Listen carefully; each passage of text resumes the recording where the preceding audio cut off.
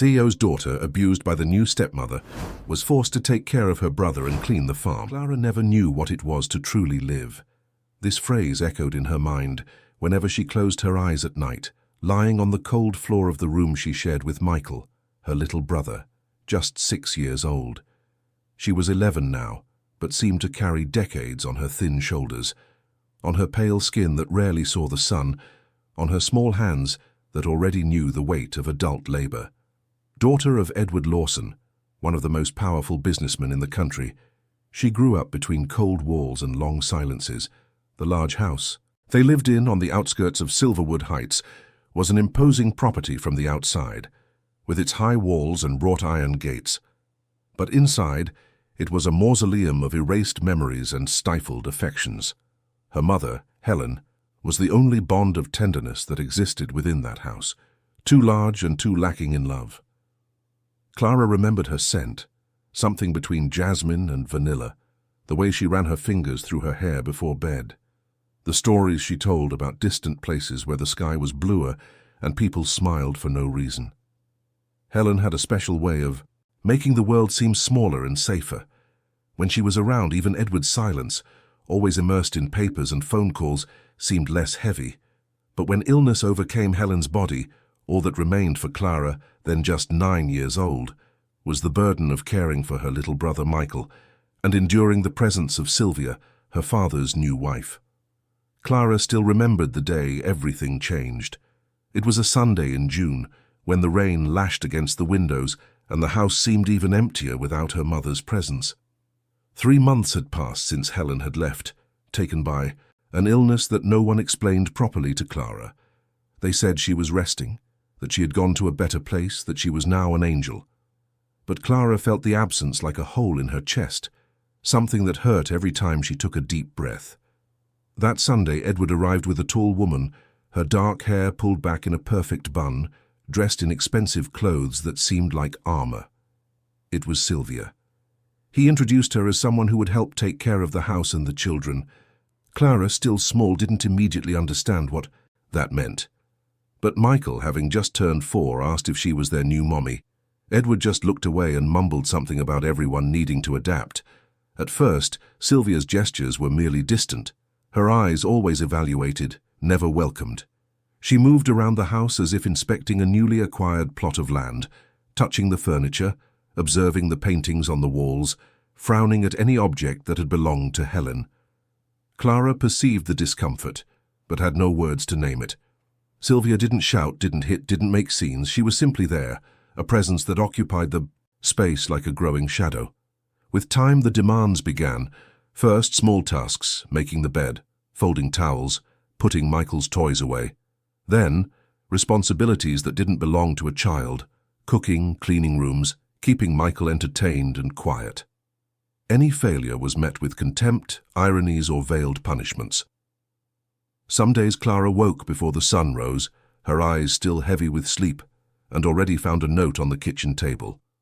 They were detailed instructions: prepare breakfast for your father, wash yesterday's dinner dishes, sweep the porch, put the laundry out to dry. Everything written in neat handwriting, as if it were a favor and not an order. Clara obeyed without questioning because she didn't know what else to do. Edward was rarely home. Immersed in meetings, trips, and figures, he seemed to see his children only as inconvenient distractions. His grief was never expressed. It was practical, invisible, as if Helen had evaporated from his life. The most he did was send expensive gifts, tablets, and toys, as if that could replace presents. Clara remembered a time she tried to talk to her father. It was a Friday night, when he arrived home early from the office carrying a box wrapped with a golden ribbon. Inside was a new mobile phone, one of those all the kids at school wanted. Michael was delighted, but Clara just held the object in her hands, feeling the cold weight of the glass and metal, and asked if he could have dinner with them. Edward looked at her with surprise, as if the question was absurd. He said he had work to do, that he needed to review contracts, that she should be grateful for the gift instead of asking for more. Clara didn't insist. That night, lying on the floor next to Michael, she heard her brother ask why their father never stayed with them. She didn't know what to answer. Gradually, Sylvia took over everything. With sweet words in front of others, she manipulated the image of a protective woman. But inside the house, she made rigidity a rule. When visitors appeared, she smiled, ran her hand through Clara's hair with false tenderness, offered biscuits and tea with delicate gestures. But as soon as the doors closed, the smile vanished. The instructions returned, harsher, colder, and Clara, without the courage to confront her father and without anyone to protect her, learned to survive in silence. She learned to bite her tongue when she wanted to scream, to swallow tears when she wanted to cry, to carry the weight alone so Michael wouldn't have to carry it too. The days dragged on at the farm on the outskirts of Silverwood Heights, a property far from the center, distant enough that no one would see what was happening inside. The town was small, one of those where everyone knew everyone, but the Lawson family lived in a kind of bubble. Edward was respected for being powerful, feared for being distant, and no one dared to question what happened inside that house. Clara woke early, prepared coffee, woke Michael gently, dressed him, helped with schoolwork. She herself no longer went to school. Sylvia had said there was no need, that the girl would learn more at home, that the important thing was to take care of her brother. Edward didn't question it. He never questioned anything Sylvia decided. Afterwards, while her brother played alone in the dirt yard, Clara scrubbed the porch floors, cleaned the furniture, and tried not to make too much noise.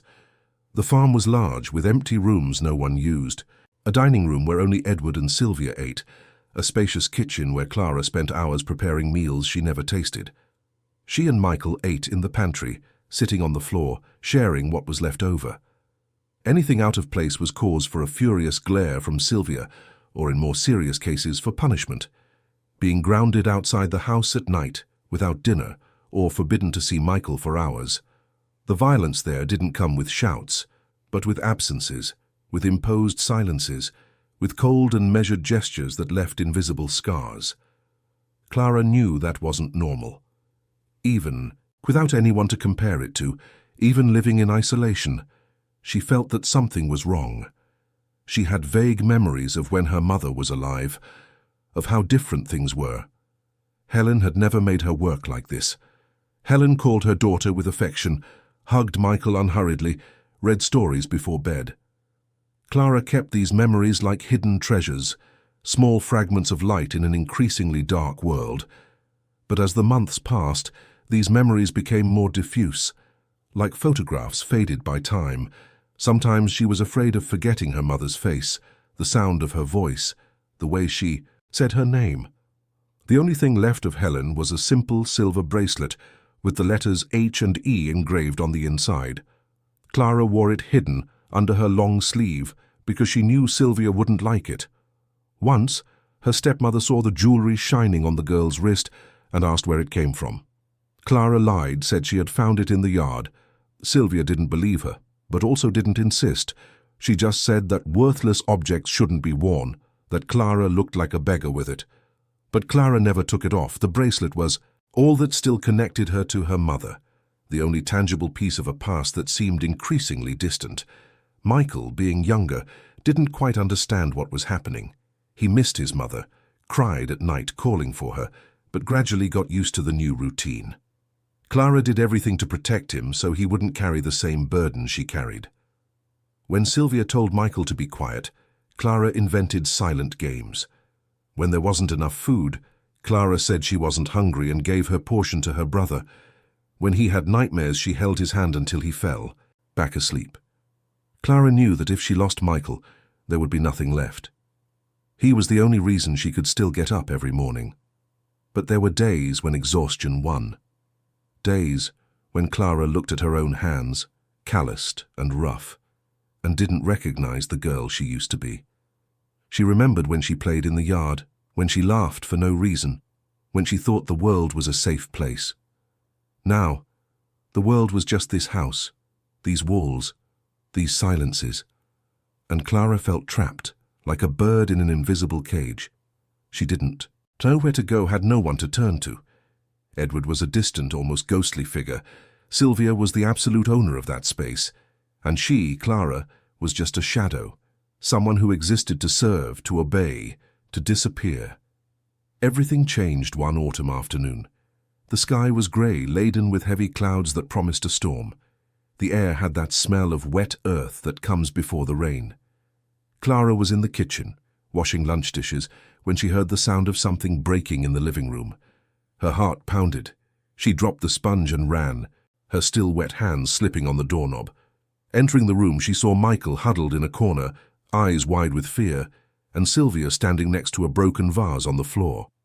Her stepmother looked at Clara with an expression she couldn't decipher, something between anger and calculated coldness.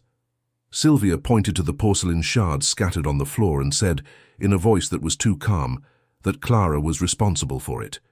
She said that she had left the girl in charge of the house, and now a valuable object was destroyed. Clara tried to explain, said she was in the kitchen, that she hadn't done anything, that Michael might have accidentally bumped into it. But Sylvia wouldn't listen. She just repeated that Clara was irresponsible, that she was useless, that she was a disappointment. Then, without warning, she grabbed Michael by the arm and dragged him to the bedroom, locking the door from the outside. The boy began to cry, banging on the door, calling for Clara. But Sylvia just turned her back and left, leaving the children alone with the muffled sound of Michael's crying. Clara stood there, frozen in the middle of the room, looking at the shards on the floor. She felt something breaking inside her too, something that had been cracking little by little and finally shattered. She couldn't take it anymore. She couldn't pretend anymore that everything was fine, that she could bear it, that just obeying was enough. She needed help. She needed someone to see her, someone to realize what was happening. That afternoon, she waited for her father to arrive. When Edward walked through the door, bringing with him the smell of cigarette smoke and expensive perfume, Clara went to him. She was trembling, words caught in her throat, but she managed to speak. She said that Sylvia had locked Michael in the room for no reason. She said they were scared. She said they needed help. Edward looked at his daughter with a tired expression. He sighed, ran a hand over his face, and said that Clara was exaggerating, that Sylvia was just trying to educate them, that children needed limits, that he trusted his wife's judgment. Clara felt tears welling up, hot and heavy, running down her face. She pleaded. She said it wasn't an exaggeration, that it was true that they weren't well, but Edward just lowered his eyes, as he always did. It was as if her and her brother's existence was an inconvenience he tolerated out of obligation. He mumbled something about having work to do and went up to his office, leaving Clara alone in the hallway. That night, Clara didn't sleep. She sat by the door of the room where Michael was locked, whispering to him through the wood, telling him she was there, that she wouldn't abandon him. When Sylvia finally opened the door, it was already dawn. Michael stumbled out, his eyes swollen from crying, and threw himself into his sister's arms. Clara hugged him tightly, feeling his small body tremble against hers. It was at that moment that she decided. Enough was enough, no matter the fear, no matter what came next. She had to get Michael out of there. She had to escape. The next day, Sylvia was different. There was something cold and determined in her gestures. She packed a small backpack, threw in some children's clothes, a bottle of water, and a piece of bread. Clara watched in silence, not understanding what was happening. When Sylvia finished, she looked at Clara and said they were going for a walk.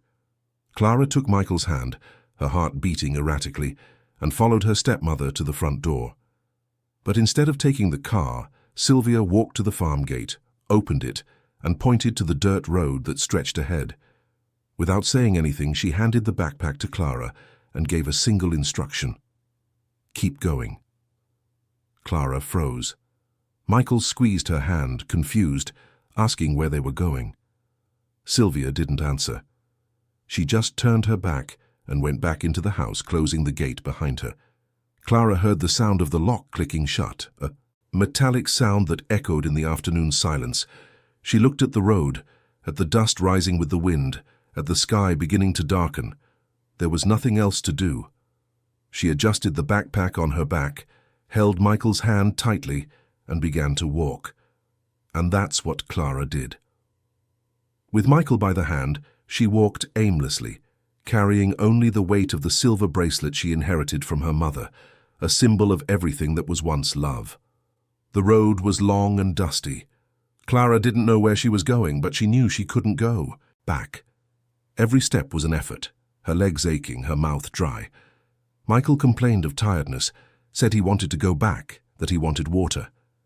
Clara stopped occasionally, opened the backpack, gave small sips to her brother, said they would soon arrive somewhere. But she herself didn't believe it. She just walked because she didn't know what else to do. The afternoon gave way to dusk, the sky tinged with orange and purple.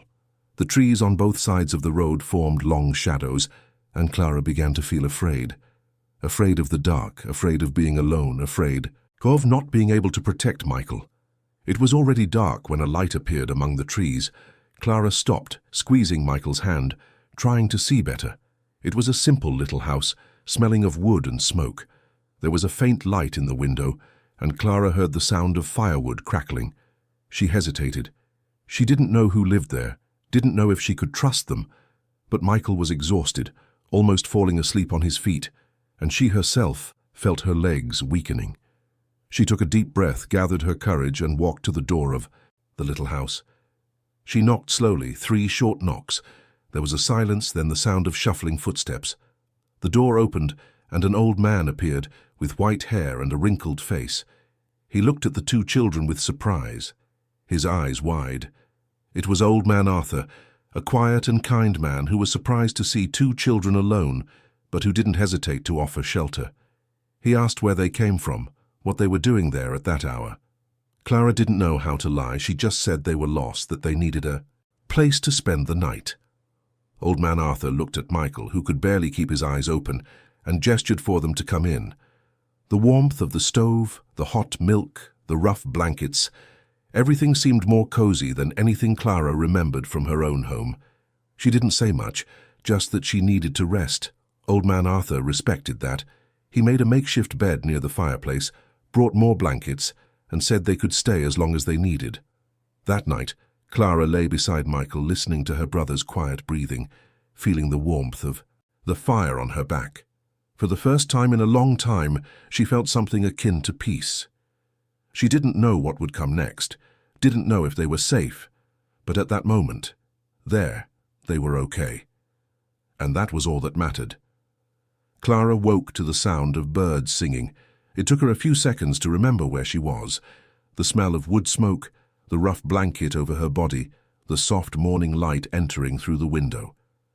She turned her head and saw Michael still sleeping beside her, his breathing calm, his face finally relaxed. It had been so long since she had seen her brother sleep like that, without nightmares, without waking up in the middle of the night crying. Clara felt such immense relief that it almost hurt. In the following days, the presence of the 2 began to transform his routine. Michael listened to the old man's stories with enchantment, and Clara, even exhausted, offered help in everything: sweeping, planting, taking care of the chickens. It was as if her body had always known how to work. Old Man Arthur was a man of few words, but of kind gestures. He woke early, before the sun rose, and prepared strong black coffee, bread with butter, sometimes a piece of cheese. Clara wasn't used to eating breakfast. In Edward's house, she prepared the food, but rarely ate with them. Here, Old Man Arthur insisted that she sit at the table, that she eat slowly, that she enjoy it. At first, Clara felt uncomfortable. She had the feeling that she was intruding, that she didn't deserve such kindness. But little by little, she allowed herself to relax. Michael, more uninhibited, already treated the old man as if he were a grandfather. He had always had. Old Man Arthur's cottage was simple but welcoming. It had 2 small bedrooms, a living room with a wooden table worn by time, a kitchen where everything was within reach, and a porch facing a patch of land where he planted corn, beans, and some vegetables. In the back there was a noisy chicken coop and a well from which he drew fresh water. Everything was rustic, but there was an order to it, a feeling that everything was in its right place. Clara liked to sit on the porch at dusk, watching the sky change. Color, listening to the sound of crickets. It was a peace she didn't know, a tranquility that seemed impossible after everything she had lived through. Michael adapted quickly. He ran around the yard, played with the chickens, helped Old Man Arthur fetch firewood. The old man told stories about the town, about what Silverwood Heights was like 50 years ago when there was no asphalt on the main streets, when families gathered in the square on Sundays after church.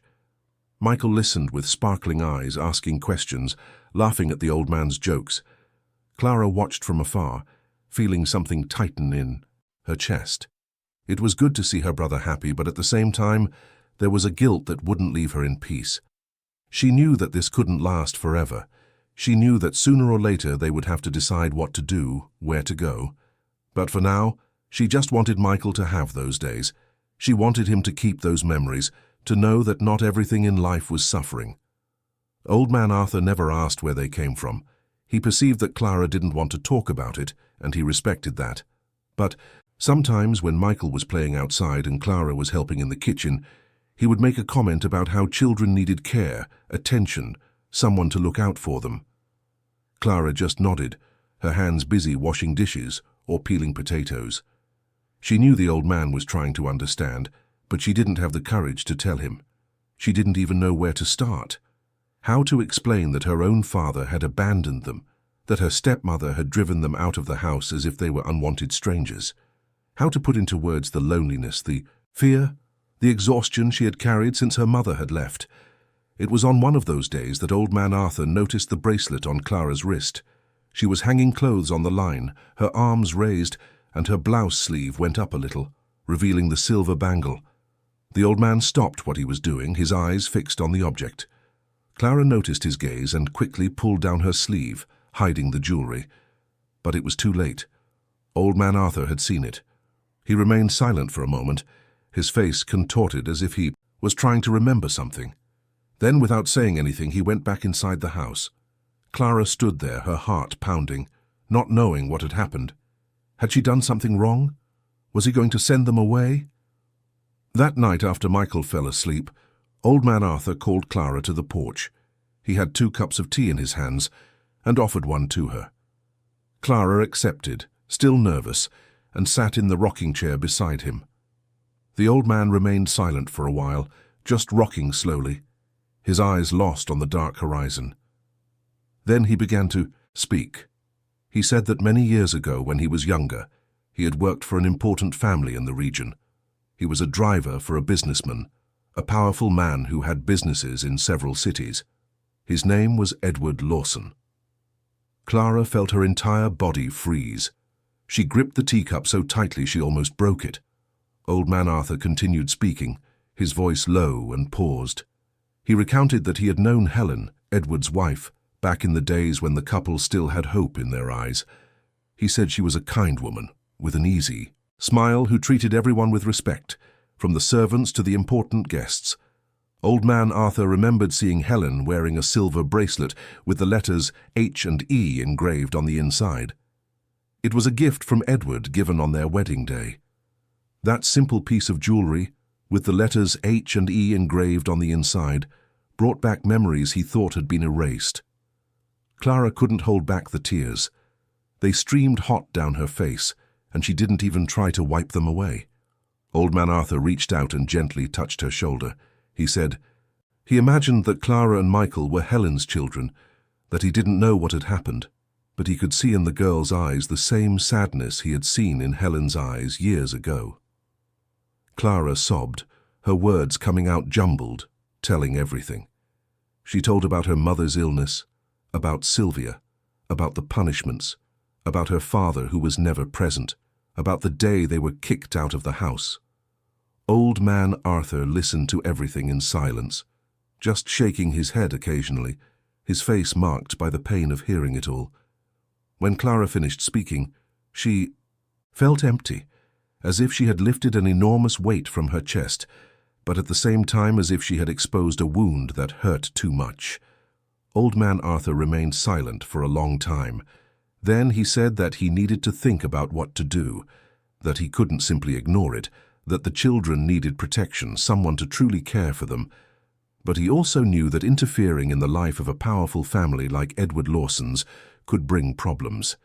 He was just an old man living alone in a small house in middle of nowhere.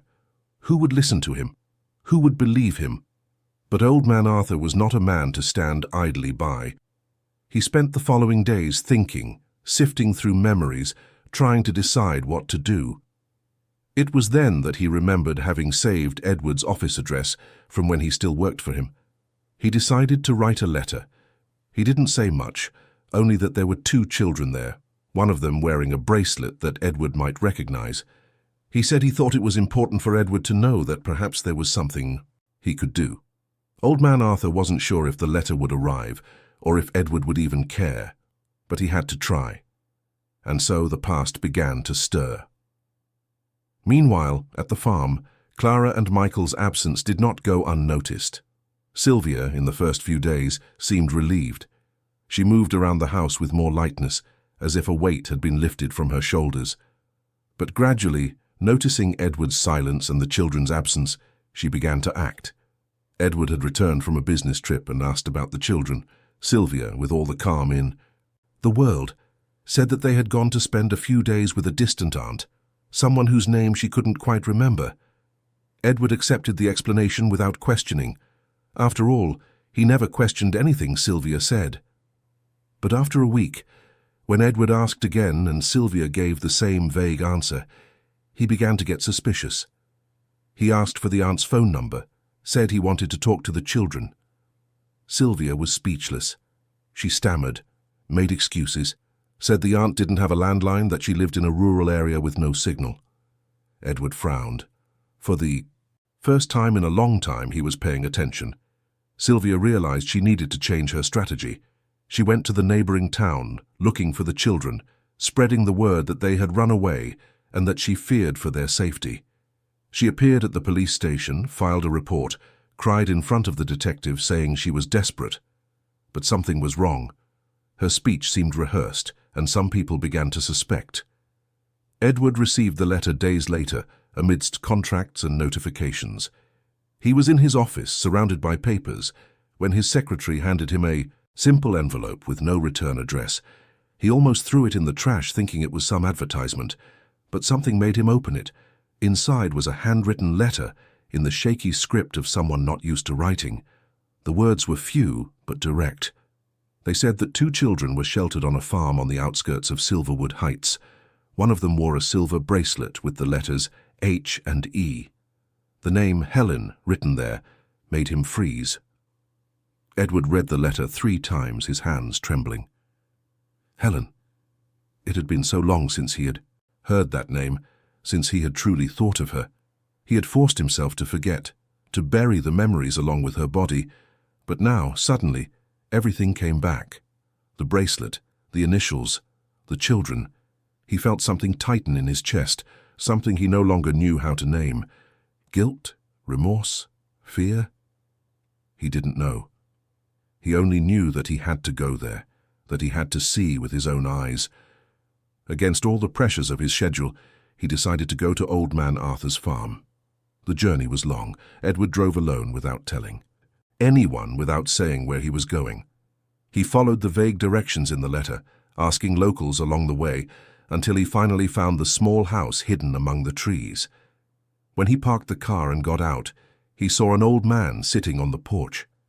It was old man Arthur. They recognized each other immediately, even after so many years. Edward greeted the old man with a nod, his posture rigid, his face closed.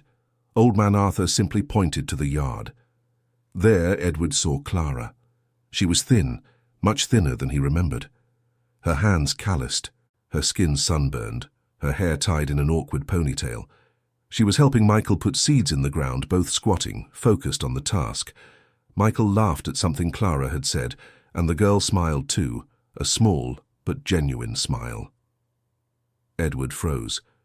At first he maintained his cold demeanor, but upon seeing Clara, thin, with calloused hands, helping Michael put seeds in the ground, something inside him snapped. It was impossible not to recognize Helen's eyes in his daughter. She had the same deep brown eyes with that sparkle that seemed to carry the whole world. Edward felt as if he had been punched in the stomach. The guilt he had pushed away for years resurfaced like a blow. How had he let things get to this point? How had he been so blind, so absent, so cowardly? He stood there, by the car, not knowing what to do. Old Man Arthur approached and said softly that the children were fine, that they were safe, but that they needed their father. Edward swallowed hard and walked to the yard. Clara saw her father approaching and froze. Michael looked up, and his eyes widened. For a moment, no one moved. Edward stopped a few feet away, his hands in his pockets, his expression strained. He tried to speak, but the words wouldn't come out. Finally, he said her name. Clara. His voice came out hoarse, trembling. Clara didn't respond. She just stood there, her eyes fixed on her father, waiting for an explanation, for an apology, for anything that would show he cared. But Edward didn't know how to do that. He had spent years running from emotions, burying feelings, building walls around himself. Now before his daughter, those walls seemed insurmountable. Old Man Arthur, sensing the discomfort, invited everyone inside. He served coffee, offered biscuits, tried to break the ice. Michael, always more open, asked his father why he had taken so long to visit them. Edward didn't know what to answer. He mumbled something about work, about not knowing where they were, about being worried. But Clara saw through the words. She knew her father was lying, or at least omitting. She knew he had chosen not to see, not to ask, not to care. And now he was there, perhaps out of guilt, perhaps out of obligation, but not out of love. At least not. Yet, Edward began to visit the farm frequently, trying, still not knowing how, to get closer to the children. He would arrive on weekends, bring gifts that the children barely touched, sit on the porch trying to strike up a conversation. Michael, little by little, began to open up. He talked about the chickens, about Old Man Arthur's stories, about how he had learned to plant beans. Edward listened, nodding, trying to seem interested. But Clara kept her distance. She was polite, but cold. She answered questions with monosyllables, didn't look her father in the eye, showed no affection. Edward felt the rejection like a knife, but he knew he deserved it. It was during one of these visits that Old Man Arthur pulled Edward aside for a private conversation. The two stood on the porch after the children had gone to sleep, and the old man told him things as they were. He said that Clara had suffered, that she had carried a burden that wasn't hers, that she had been abandoned when she needed it most. He said that it wasn't enough to show up occasionally, bring gifts, try to compensate with material things. Clara needed presence, attention, someone who truly saw her. Edward listened in silence, his jaw clenched, his gaze lost on the horizon. He knew Old Man Arthur was right, but knowing didn't make things easier. He didn't know how to be a father. He never had. Meanwhile, Sylvia was restless. She was sure the children hadn't gone anywhere, that someone had taken them in. And she needed to find them before they started talking, before they told things that shouldn't be told. She began to investigate, asking questions in town, visiting isolated farms. At the same time, Clara found an old photo among her mother's belongings, hidden in the binding of a book. Old Man Arthur had kept some of Helen's things, objects that Edward had left behind when he moved from the old house. Clara was looking at a book of poetry when she felt something strange in the spine. She carefully poked at it and found a yellowed envelope. Inside was a photo. In the picture, Helen smiled beside a man who wasn't Edward. They were in a park, the sun hitting their faces, their expressions relaxed and happy. The man had his arm around Helen's shoulders, and she looked at the camera with a sparkle in her eyes that Clara had never seen in photos with her father. On the back of the photo, there was a date, 10 years ago, before Clara was born, and a handwritten phrase, "Forever, my love." Clara stared at that image, trying to understand. Who was that man? What did he mean to her mother? And why had Helen hidden that photo? This sparked doubts in Clara that she didn't yet know how to name. She showed the photo to Old Man Arthur, hoping he knew something. The old man took the image in his hands, his eyes narrowing as he observed. He remained silent for a while, then sighed deeply. He said he knew that man. He was an old friend of Helen's, someone she had known before marrying Edward. Old Man Arthur didn't know much, only that they had been very close, that there had even been rumors of a relationship. But then Helen married Edward, and the man in the photo disappeared from her life. At least, That's what everyone thought.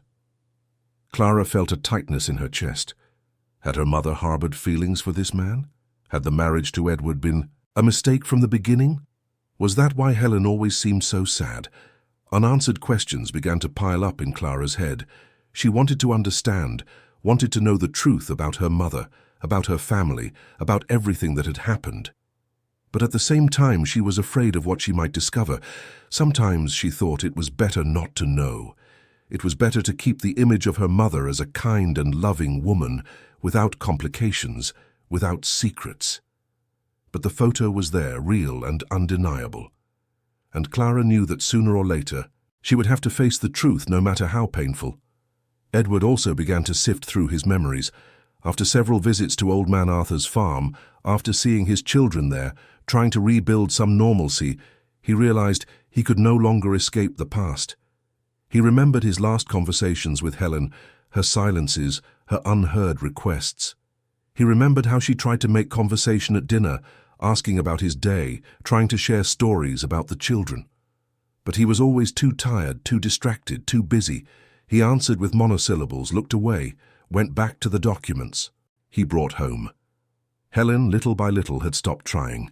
Dinners became silent, conversations increasingly rare, until there was practically nothing left between them but routine. Edward remembered one night, a few months before Helen passed away. She had entered his office bringing a cup of tea and had sat in the armchair beside the desk. She stayed there in silence, just looking at him, waiting for him to notice her presence. But Edward was immersed in a financial report, marking numbers, making notes. After about 15 minutes, Helen got up, left the cup on the table, and left without saying anything. Edward hadn't even noticed. Only the next day, seeing the cup still there, cold and untouched, did he realize she had been there. But it was too late to ask what she wanted. And now, recalling that night, Edward felt a pain in his chest that he couldn't alleviate. One day, while at the farm, Old Man Arthur handed him an old envelope, left by Helen before she died, but never sent. The old man said he had found it among some belongings Edward had left behind years ago when he moved after Helen's passing. Old Man Arthur had kept the things in an old box in the attic, thinking that one day Edward might want them back. Inside the envelope was a letter. Edward took the paper with trembling hands. The handwriting was Helen's, that delicate script he would recognize anywhere. He sat on the porch away from the children's eyes and began to read. In the letter, Helen spoke of the fear she felt that her daughter would grow up learning the same language of silence that had destroyed her. She wrote that she had tried to be strong, to be present, to be everything the children needed, but that she felt she was failing. She said she saw in Clara the same sadness that she herself carried, and that it broke her in half. Helen wrote about the days when she woke up without strength, the days when she could barely get out of bed, the days when she looked at her children and felt unable to protect them, and she asked, she pleaded, that Edward take care of Clara, that he be gentle with her, that he see the girl, that he listen to what she had to say, that he not let her disappear into silence as she herself had disappeared. She asked that, if one day Edward found himself with Clara again, he be gentle, that he start over, even if it was late. Edward read the letter to the end, tears streaming down his face without him noticing. He folded the paper carefully, put it back in the envelope and sat there, looking at nothing. Helen had seen everything. She had seen what was happening. She had tried to warn him, and he hadn't listened. He had failed her, and now he was failing his daughter. But perhaps, just perhaps, there was still time to fix things.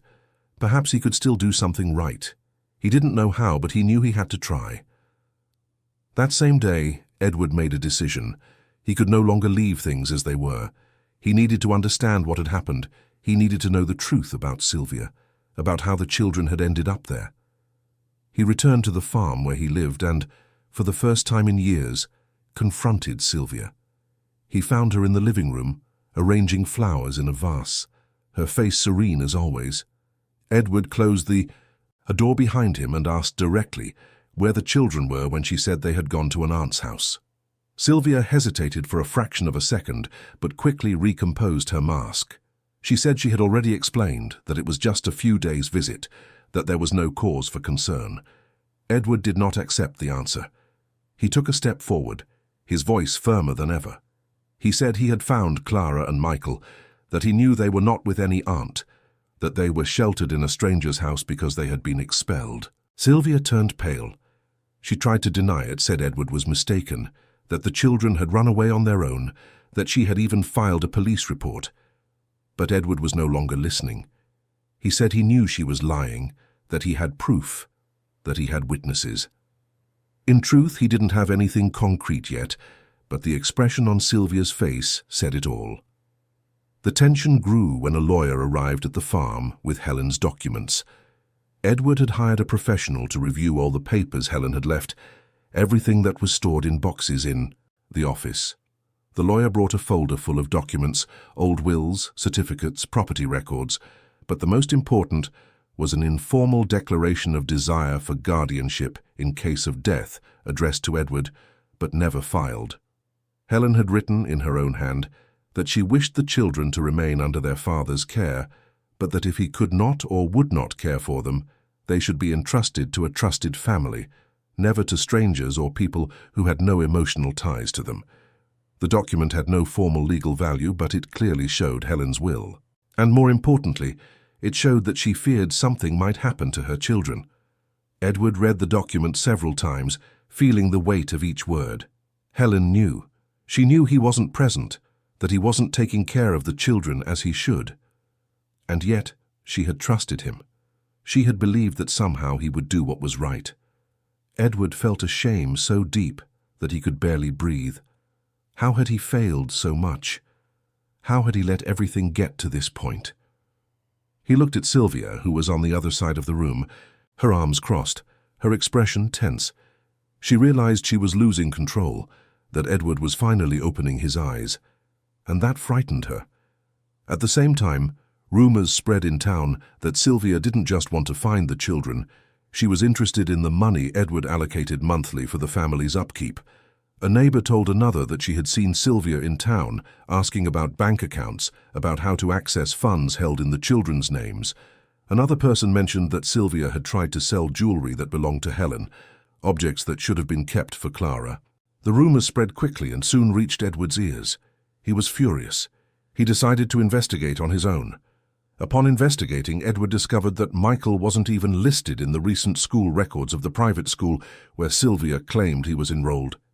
He called the school secretary, asked to verify his son's enrollment, and the attendant said there was no record of a child with that name. Edward insisted, gave the birth date, the surname, but nothing. Michael was not enrolled. Sylvia had lied. Edward felt anger rising. And Clara? He asked about Clara too.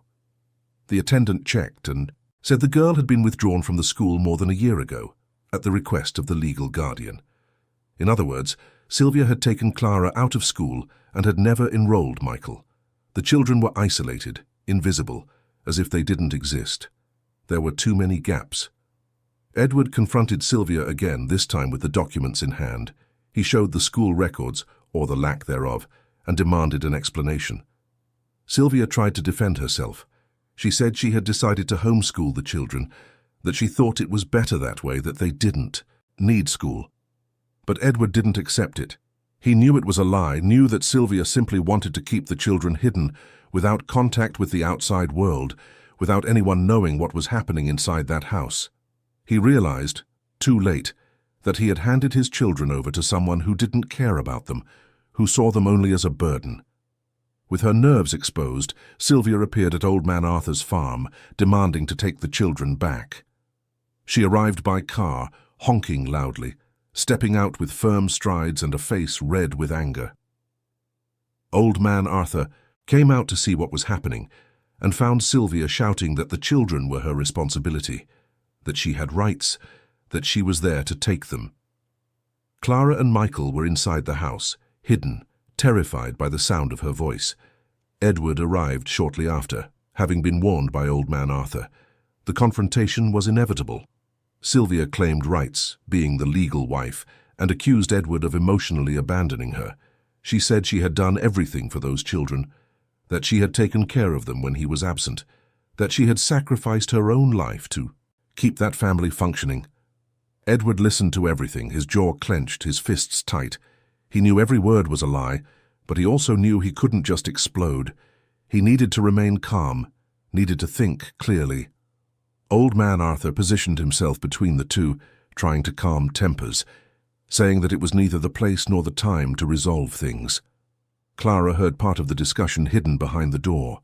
She held Michael in her arms, covering his ears, trying to protect him from the sound of the raised voices. But she heard everything. She heard Sylvia, shouting, accusing, demanding. She heard her father trying to respond, his voice louder than she had ever heard it. It was the first time she heard her father raise his voice, not in a shout, but with firmness. And for the first time, Clara felt something akin to hope. Perhaps, just perhaps, her father was finally seeing the truth. Perhaps he was finally willing to fight for them. By the end of that afternoon, Edward understood that merely observing was no longer enough. He needed to act. He told Sylvia with all the firmness he could muster that the children would not return home until he was certain they would be safe.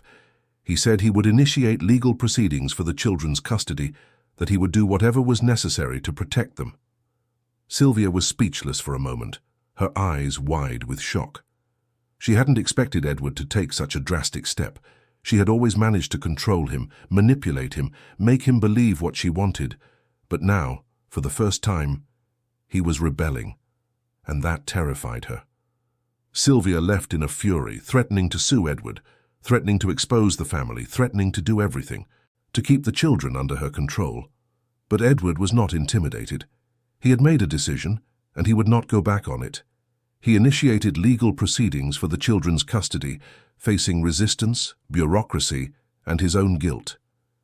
He hired a lawyer specializing in family law, explained the situation, presented Helen's documents, the school records, everything he had.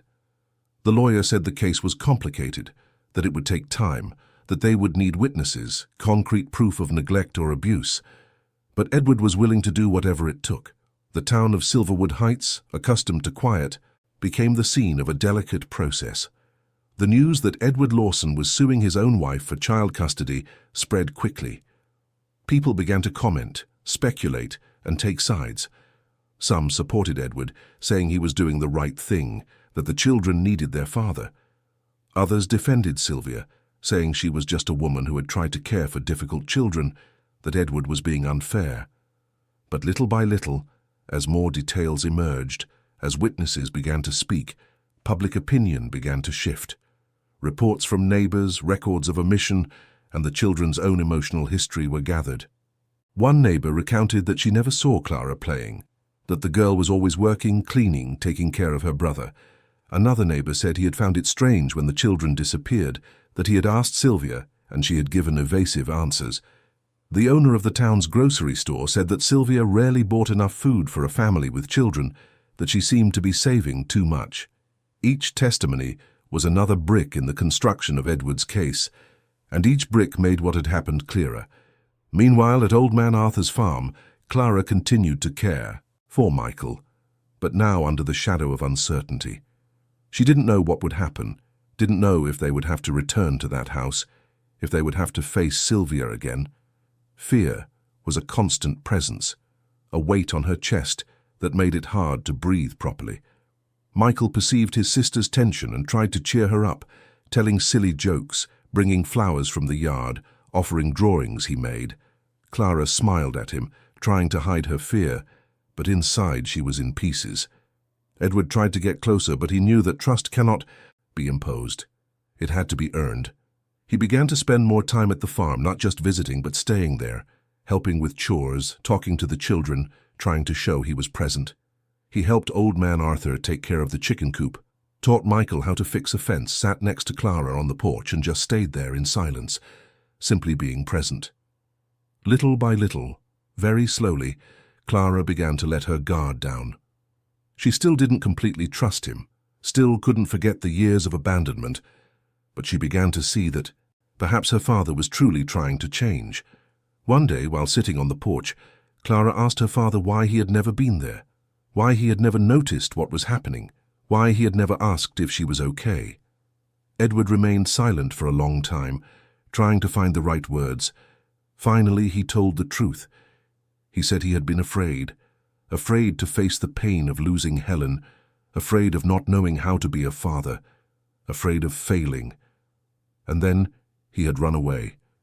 He had hidden behind work, behind distance, behind Sylvia.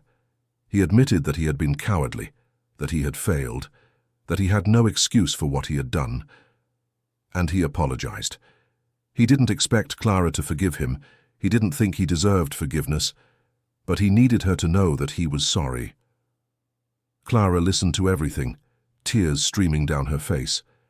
She didn't say anything for a while.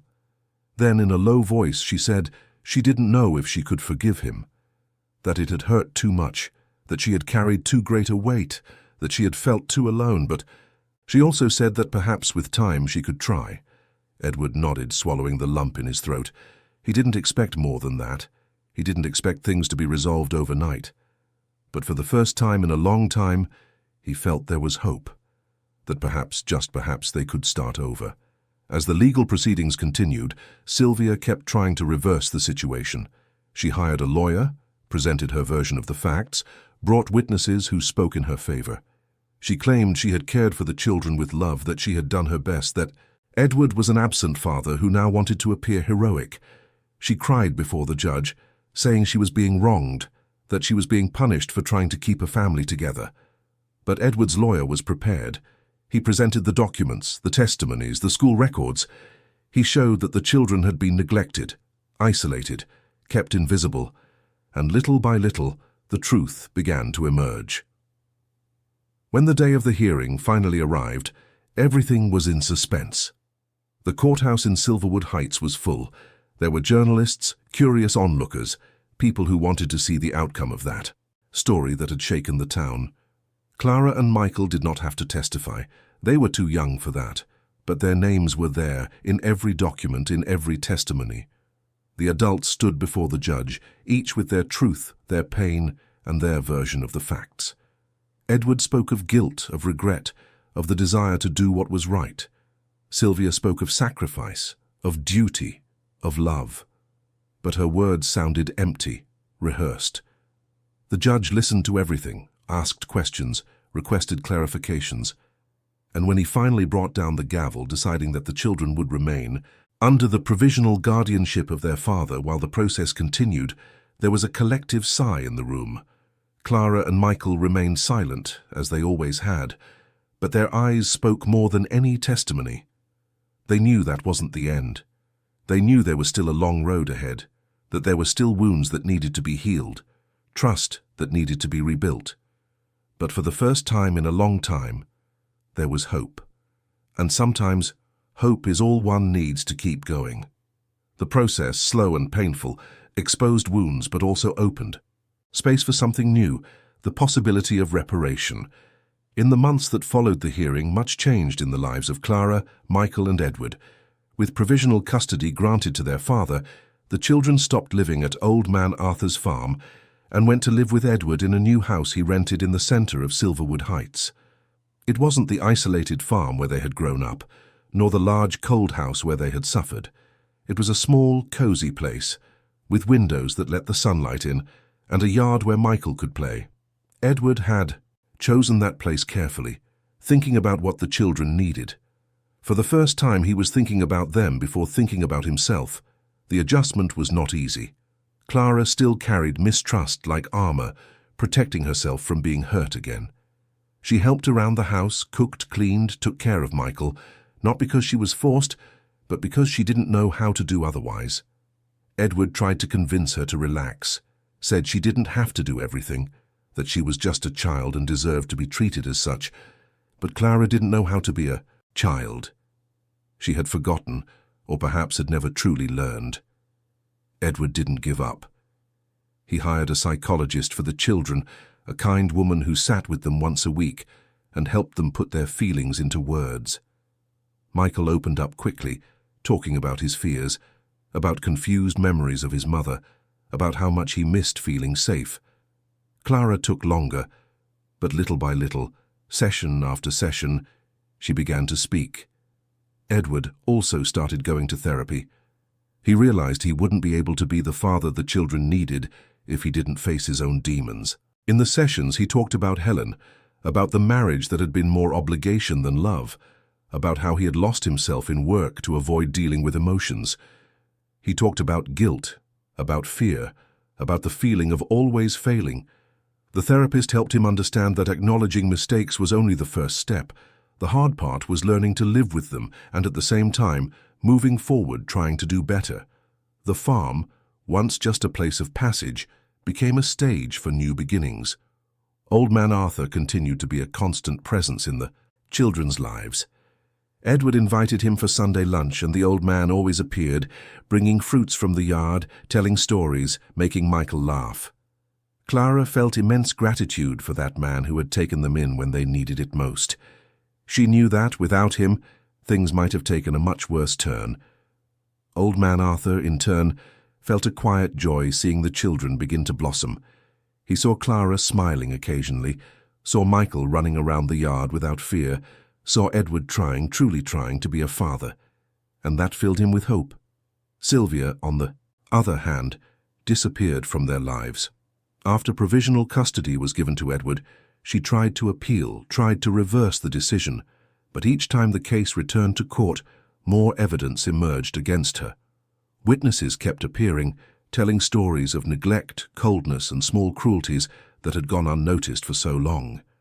Sylvia realized she was losing, that there was no way to win that battle. So, one winter morning, she simply vanished.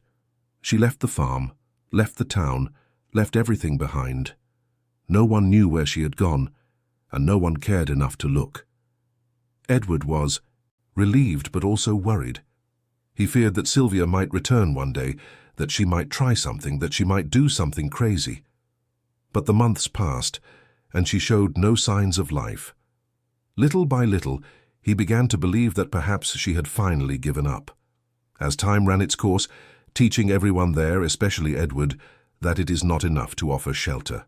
One must learn to stay. Edward began to understand that being a father was not just providing. It was not just being physically present. It was about listening, about noticing, about being attentive to the small details that made all the difference. He learned to notice when Clara was sad, even if she said nothing. He learned to sit beside Michael when the boy had nightmares and stay there until he fell back asleep. He learned to make pancakes on Sunday mornings, to help with homework, to play catch in the yard even when he was tired. He learned that love was not an abstract feeling, but a series of concrete actions, repeated day after day. Clara, little by little, began to return to being a child. Edward enrolled her in a good school, where she made friends for the first time. At first, Clara felt out of place, didn't know how to interact with the other children, felt she was different. But a girl named Beatrice took her in, sat beside her during recess, shared her snack, invited her to play. Gradually, Clara began to loosen up. She laughed more, ran in the playground, participated in games. Edward, seeing her like this, felt his heart ache. That was the daughter he should have known years ago, the girl Helen would have wanted to see grow up. He deeply regretted the lost time, but he was determined to savor every moment from then on. Michael also blossomed. Enrolled in the same school as his sister, he quickly made friends. He was a sociable and cheerful child. He loved to draw, spending hours with colored pencils and paper, creating imaginary worlds full of vibrant colors. Edward hung his drawings all over the house, on the refrigerator, on the hallway walls, in the makeshift office he had set up in a corner of the living room. He wanted Michael to know that his work was valued, that he was seen, that he was loved. And Michael felt it. He began to call Edward Dad without hesitation, ran to hug him when he came home from work, asked him to tell stories before bed. It was a simple yet profound relationship, built on presence and affection. The revelation about her mother's photo continued to trouble Clara. She had kept the image in a drawer but couldn't stop thinking about it. Who was that man? What had he meant to Helen? Had her mother been unhappy in her marriage? Had she loved someone else before Edward? Clara wanted answers but didn't know how to get them.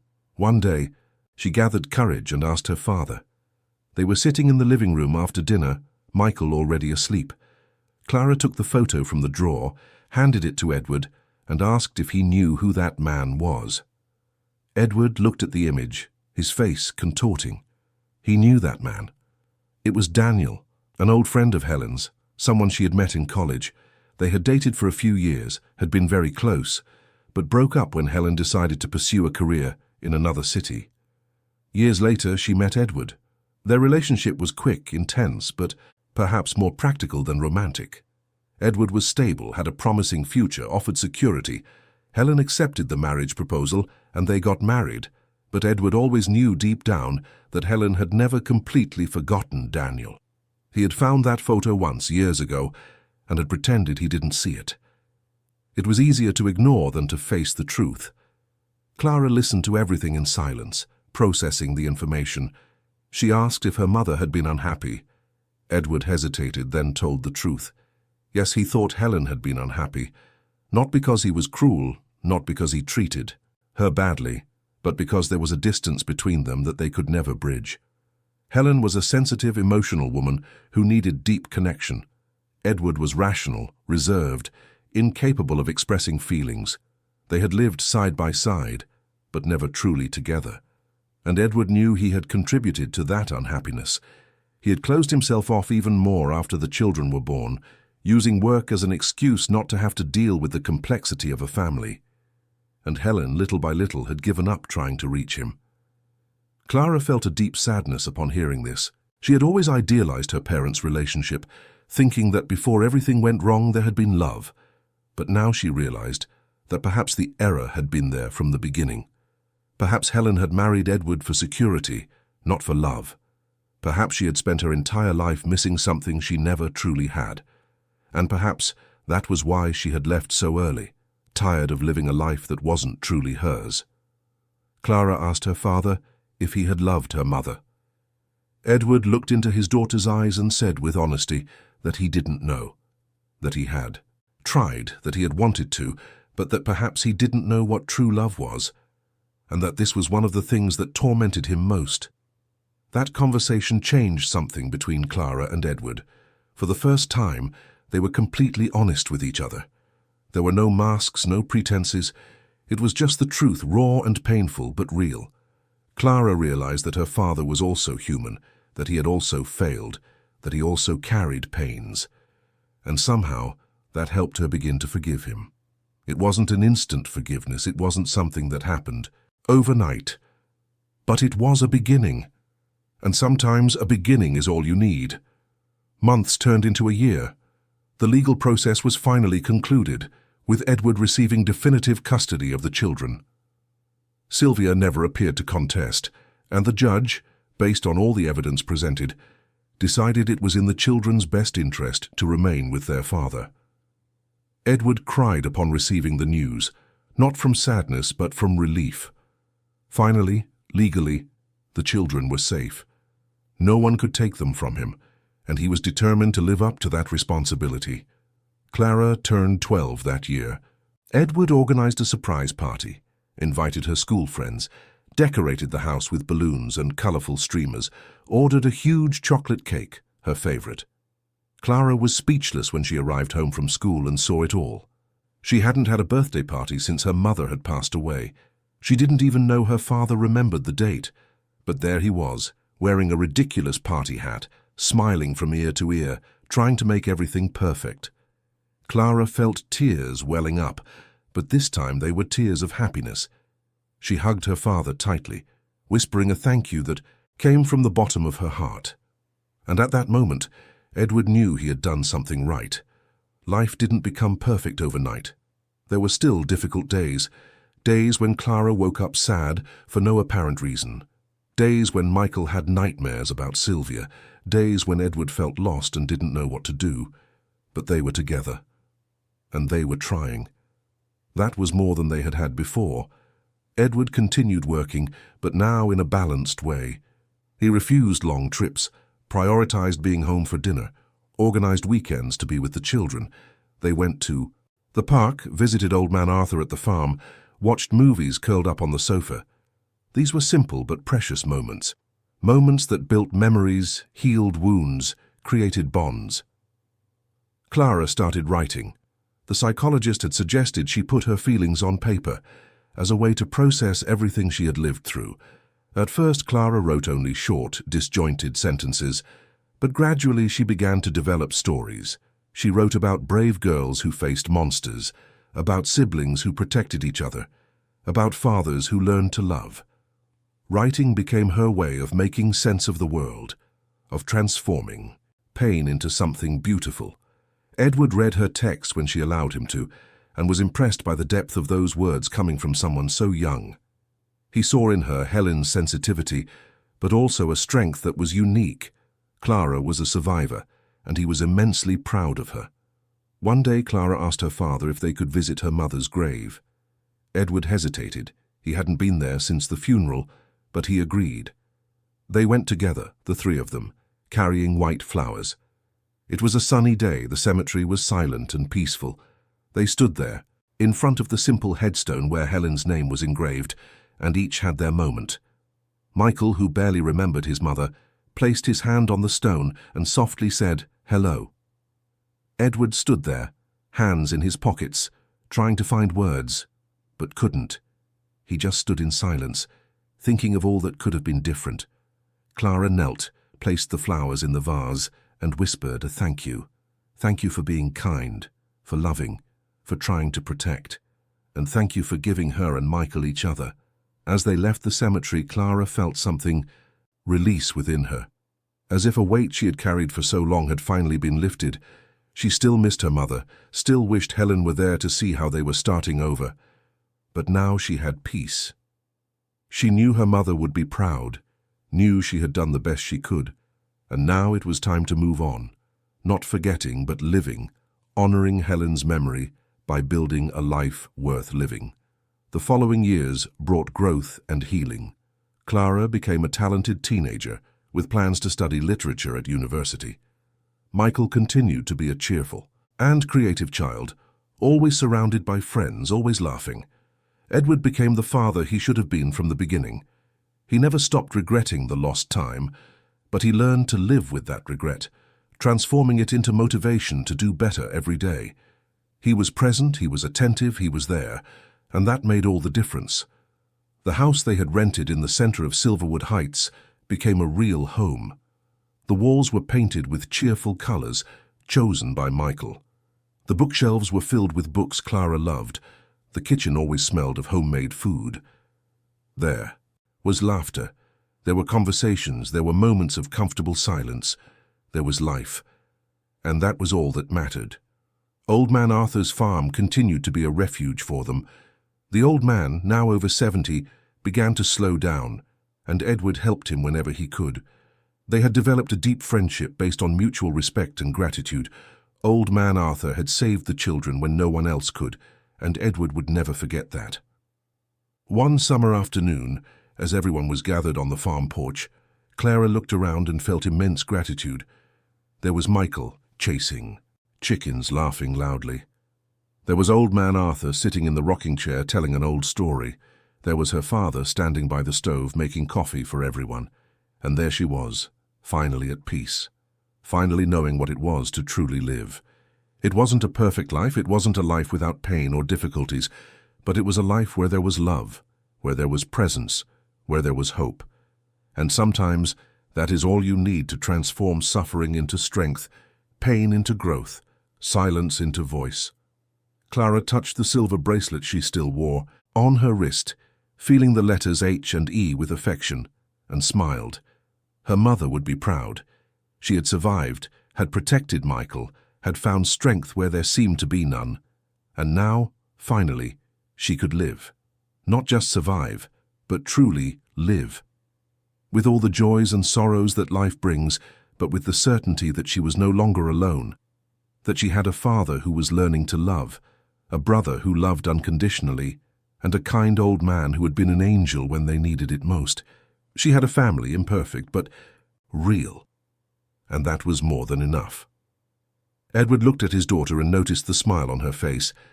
It was a small smile, but genuine, and he knew they were on the right path. It wasn't the end of the journey, it was just the beginning of something new. A fresh start he had almost lost by being blind, by being absent, by being trapped in his own fears. But now he was here. He was present. He was trying. And he would continue trying every day for the rest of his life. Because he had learned, in the most painful way possible, that it is not enough to offer shelter. One must learn to stay. One must be present, even when it is difficult. One must love, even when one does not know how. One must always try. And as the sun set over the farm, painting the sky orange and pink, as the sound of cicadas filled the air and the smell of fresh coffee spread across the porch, that small family finally found something akin to peace. It wasn't the fairy tale happy ending. It was something better. It was real life with all its imperfections, but all, with the promise that together they could face anything. And that promise, built on truth, regret, and love, was stronger than anything else. 3 years had passed since that afternoon at Old Man Arthur's farm, when Clara had smiled looking at her mother's bracelet and felt, for the first time in a long time, that life was worth living. Now at 15, she was a different young woman from that frightened girl who had walked down the dirt road holding Michael's hand. Her hair had grown long, reaching her waist, and she tied it in a high ponytail when she went to school. She had gained weight. Her face was no longer pale and gaunt. There was color in her cheeks, a sparkle in her eyes. But more than the physical transformation, it was the inner change that truly impressed those who knew her. Clara had found her voice. At school, she excelled in literature and writing. Her texts were deep, full of emotion, but also of hope.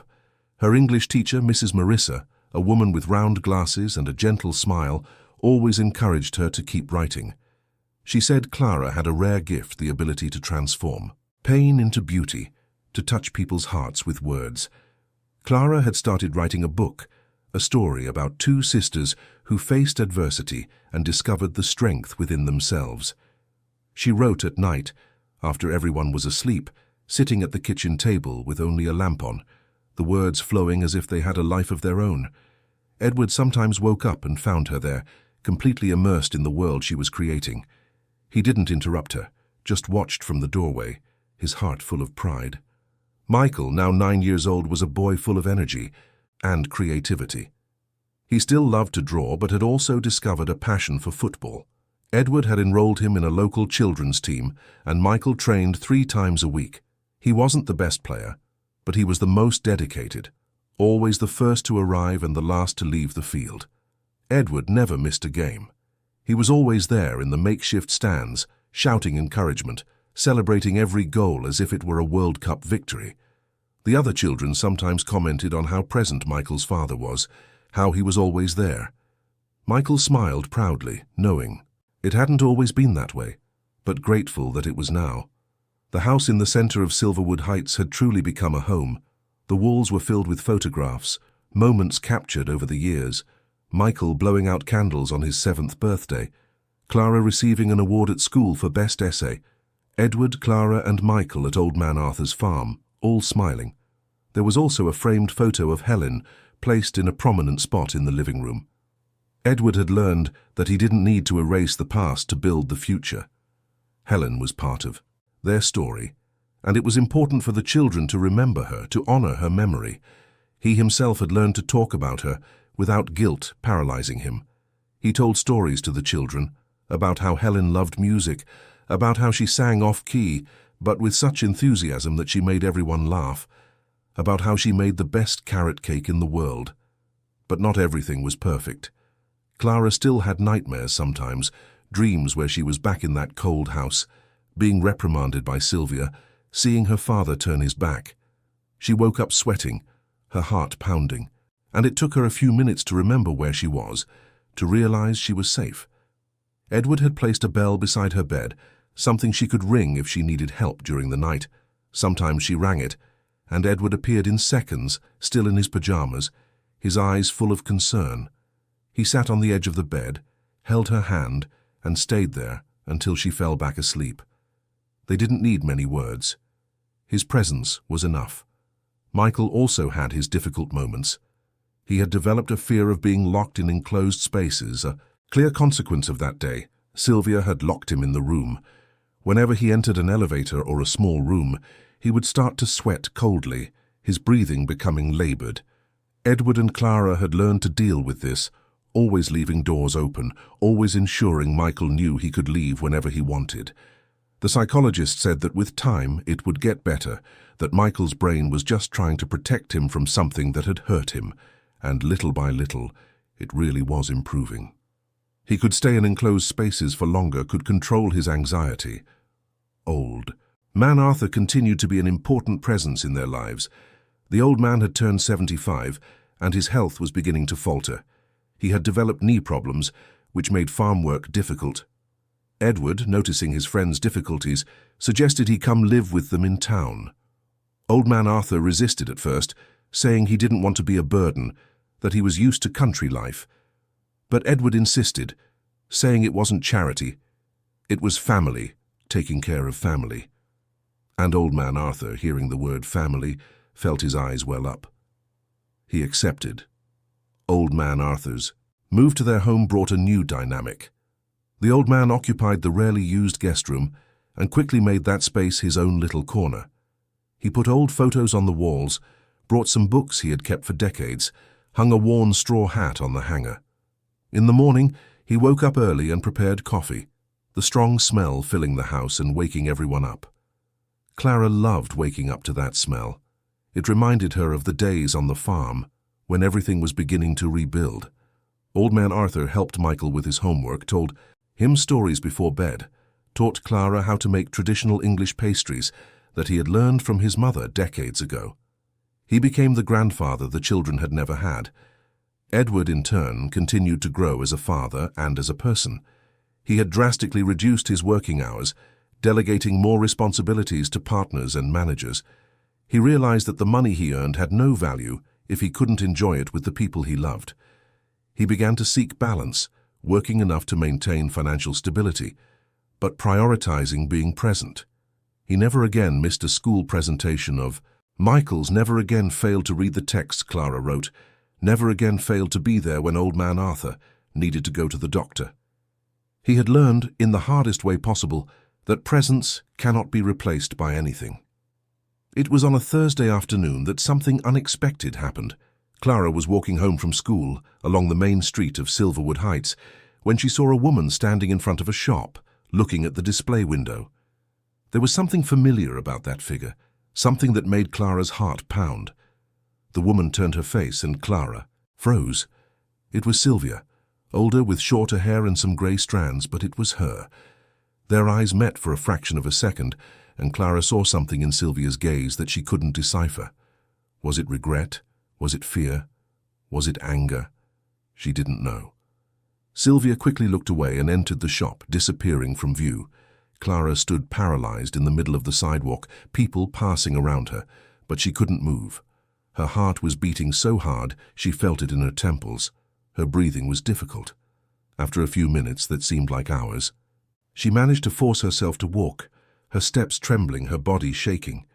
She didn't go into the shop, didn't want to confront Sylvia, didn't know what she would say if she did. She just walked home as fast as she could, almost running the last few blocks. When she arrived, Edward was in the living room reviewing some documents. He looked at his daughter and immediately realized something was wrong. Clara was pale, her eyes wide, her hands trembling. Edward quickly stood up, went to her and asked what had happened. Clara tried to speak, but the words wouldn't come out. She could only tremble, hugging her own body as if she were cold. Edward guided her to the sofa, sat beside her, took her hands in his, and waited. Slowly, Clara managed to calm down enough to tell him. She said she had seen Sylvia, that she was in town, that their eyes had met. Edward felt anger rising within him, but forced himself to remain calm. He asked if Sylvia had said anything, if she had approached her. Clara shook her head, said no, that the woman had just entered the shop and disappeared. Edward took a deep breath, trying to process that information. Sylvia was back in Silverwood Heights. Why? What did she want? Was it just a coincidence, or did she have a plan? He told Clara to relax, that he wouldn't let anything happen, that they were safe. But inside, he was worried. He decided that the next day he would investigate. He would find out what Sylvia was doing in town, whether she was living there or just passing through. He needed to know if there was any danger, if he needed to take any legal action to protect the children. That night, Clara couldn't sleep. She lay in bed staring at the ceiling, thinking about Sylvia, about everything that had happened years ago, about the fear she still felt. She thought she had overcome it, that she had left it behind, but seeing Sylvia had brought everything back. Memories flooded her mind, each one more painful than the last. The endless chores, the punishments, the silences, the constant feeling of not being good enough. Clara clutched her mother's bracelet on her wrist, seeking comfort in that object that always accompanied her. Helen, if she were there, what would she say? What would she do? Clara imagined her mother sitting on the edge of the bed, running her hand through her hair, saying that everything was okay, that she was strong, that she would overcome it. And little by little, with that image in mind, she finally managed to fall asleep. Edward, meanwhile, spent the night awake. He stayed in the living room, thinking, planning, trying to decide what to do. The next morning, as soon as the banks opened, he called the lawyer who had handled the custody case. He explained the situation, said Sylvia had been seen in town. The lawyer said that legally there wasn't much to do, as Sylvia hadn't committed any crime, hadn't approached the children, hadn't violated any court order. But he recommended that Edward remain vigilant, document any attempted contact, and keep the children informed so they wouldn't be caught by surprise. Edward decided to investigate on his own. He went to the shop where Clara had seen Sylvia and asked the employees if they knew the woman. A saleswoman said yes, that she had come in to ask about a job, that she was looking for work in town. Edward felt a tightness in his chest. Sylvia wasn't just passing through, she was planning to stay. He asked if the woman had left any contact information or where she was staying. The saleswoman, noticing the tension in Edward's voice, hesitated, but eventually said that Sylvia had mentioned staying at a simple guest house at the edge of town near the bus station. Edward went there. It was a small guest house with peeling paint and a faded sign. He entered the reception and asked the owner if a woman was staying there, describing Sylvia. The owner confirmed, said she had been there for a week, paying daily in cash. Edward asked to speak with her, said it was important. The owner went to the room and returned a few minutes later, saying the woman wasn't there, that she had left early and hadn't returned yet. Edward left a message. He told the owner to inform Sylvia that Edward Lawson wanted to speak with her and left his phone number. He returned home, his stomach churning with nervousness. He didn't know if Sylvia would call, didn't know what he would say if she did, but he knew he had to face her. He needed to make it clear that she was not welcome, that she could not approach the children, that they were happy and safe, and he would not allow anything to change that. The phone rang late in the afternoon. Edward answered, his heart pounding. It was Sylvia. Her voice was different, lower, more tired. She said she had received the message, asked if they could meet. Edward agreed, arranging to meet at a cafe in the main square, a public place where there would be no risks. The next day, Edward arrived at the cafe 15 minutes early. He sat at a table near the window, ordered a black coffee and waited, his eyes fixed on the door. Sylvia entered punctually, looking around until she found him. She walked to the table, her posture rigid, and sat down without asking permission. The two remained silent for a moment, measuring each other, evaluating each other. Sylvia was different, not just physically older, but there was something broken in her, something that wasn't there before. She seemed smaller, more fragile, as if the years had stripped away all the arrogance she used to carry. Sylvia was the first to speak. She said she knew Edward didn't want to see her, that she understood, but that she needed to say some things. Edward just nodded, letting her continue. Sylvia began to speak, her voice trembling at first, but gaining firmness as she went on. She recounted that after leaving Silverwood Heights, she had gone to London, tried to start over. But things hadn't worked out. She had found some temporary jobs, but never anything stable. She had lived in cheap boarding houses, endured hardship, felt firsthand what it was like to be alone and helpless.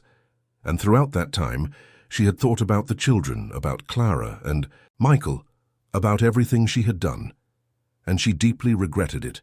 Edward listened to everything without interrupting, his face expressionless. When Sylvia finished, he waited a few seconds before speaking. He said that regret was easy, that anyone could regret when facing the consequences of their actions. He asked what she wanted, why she had returned, what she hoped to achieve. Sylvia lowered her eyes, her hands trembling around the teacup she had ordered. She said she didn't want anything, that she didn't expect forgiveness, that she just wanted Edward to know that she had changed, that she was no longer the same person, and that if one day, perhaps many years in the future, the children wanted to hear what she had to say, she would be available, but that she understood if that never happened. Edward remained silent, processing those words. There was sincerity in Sylvia's voice, he perceived, but there was also a lot of damage done, a lot of pain caused. He told her, firmly but without anger, that she had made terrible choices, that she had hurt innocent children, that she had destroyed any chance of having a family. He said that Clara and Michael were fine now, that they were happy, that they were healing, or at least on the path to healing, and that he would not allow anything or anyone to jeopardize that. He said that Sylvia could stay in Silverwood Heights if she wished. The town belonged to everyone, but that she should not, under any circumstances, approach the children, that if he knew of any attempt at contact, he would take the necessary legal measures. Sylvia nodded, tears streaming down her face. She said she understood, that she would respect it, and that she just wanted Edward to tell the children when they were older, when they could understand that she had apologized, that she had acknowledged her mistakes. Edward promised nothing, just stood up, left money on the table to pay for the coffees, and left. He didn't look back. As he walked back home, he felt a mixture of emotions. Anger, yes, there was still anger, but also a strange sense of closure. Sylvia had returned, had apologized, and now he knew she no longer posed a threat. He could move forward without that fear in the back of his mind. When he arrived home, he found Clara, sitting on the porch writing on her notebook. She looked at her father, her eyes full of questions. Edward sat beside her and told her everything. He said he had met Sylvia, that he had talked to her, that the woman had apologized. Clara listened in silence, her face strained. When Edward finished, she asked if he believed Sylvia had truly changed. Edward hesitated, then said he didn't know, that people could change, but that didn't erase what they had done. That regret was important, but forgiveness was not obligatory, that Clara didn't need to forgive Sylvia, not now, perhaps, never, and that it was okay. Clara nodded, feeling a strange relief. She didn't know if she would ever be able to forgive Sylvia, didn't know if she wanted to, but knowing that the woman had acknowledged her mistakes, that she had apologized, somehow lightened a little of the weight she carried. She looked at her father and said she was grateful for everything he had done, for protecting her, for changing, for being there. Edward felt his eyes well up. He hugged his daughter, holding her tightly, and said there was nothing in the world that made him happier than being her and Michael's father. The following days returned to normal. Sylvia made no attempt at contact. Clara gradually stopped looking over her shoulder every time she left the house. The tension eased. Life continued, with its routines, its challenges, its joys. Clara continued writing, Michael continued playing football, Old Man Arthur continued telling stories, Edward continued being present. And together, they continued to build a family that, though born of suffering, was based on love, respect, and presence. A family that had learned that the past does not define the future, that it is possible to start over, that it is possible to heal, and that sometimes the strongest families are those that were broken and had to rebuild themselves piece by piece, day after day, with patience, with love, with hope.